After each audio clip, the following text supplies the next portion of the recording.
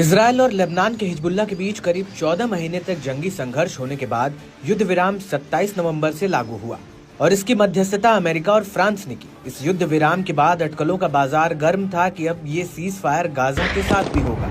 लेकिन युद्ध विराम के बाद जिस तरह से बयानबाजी से वार पलटवार शुरू हुआ और मीडिया रिपोर्ट्स में इजरायल और हिजबुल्लाह को लेकर अलग अलग रिपोर्ट्स आ रही थी, उससे ये भी अंदेशा था कि क्या युद्ध विराम वाकई में सफल रहेगा।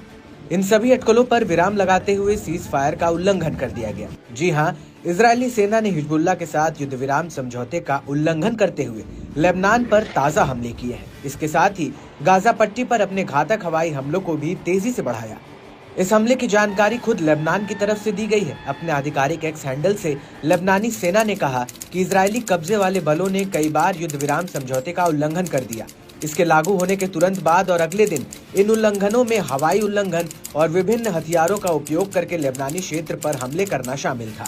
इससे पहले लेबनानी मीडिया ने बताया कि देश के दक्षिण में 5 कस्बों और कुछ कृषि क्षेत्रों में इजरायली टैंक की गोलीबारी में कम से कम 2 लोग घायल हो गए और हिजबुल्लाह के सांसद हसन फदल्लाह ने भी इजरायली बलों पर सीज फायर का उल्लंघन करने का आरोप लगाया। उन्होंने कहा कि इजरायली दुश्मन सीमावर्ती गांवों में लौटने वालों पर हमला कर रहे हैं। इजरायल की तरफ से सीज फायर का उल्लंघन किया जा रहा है।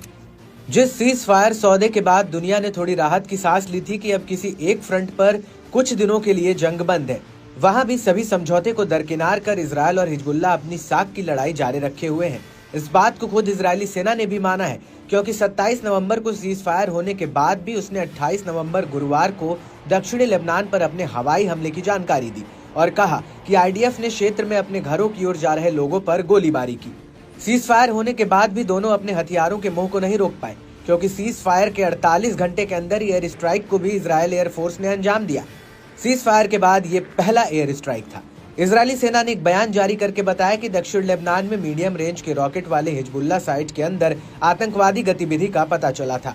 इजरायली फाइटर जेट ने एयर स्ट्राइक करके उस खतरे को विफल कर दिया। इजरायली सेना ने यह भी कहा कि इजरायली सेना दक्षिणी लेबनान में मौजूद और सीज फायर एग्रीमेंट के किसी भी उल्लंघन को विफल करने के लिए काम कर रहा है। बता दें कि संयुक्त राज्य अमेरिका और फ्रांस की मध्यस्थता से ये युद्ध विराम समझौता बुधवार 27 नवंबर 2024 को तड़के सुबह से पहले लागू हो गया था और इसमें यह तय किया गया था कि ये विराम 60 दिनों तक चलेगा। लेकिन जिस तरह से युद्ध विराम के महज घंटे भर बाद ही जंग उसी तरह से जारी है, तो आने वाले 60 दिनों में क्या क्या होगा ये तो वक्त ही बताएगा।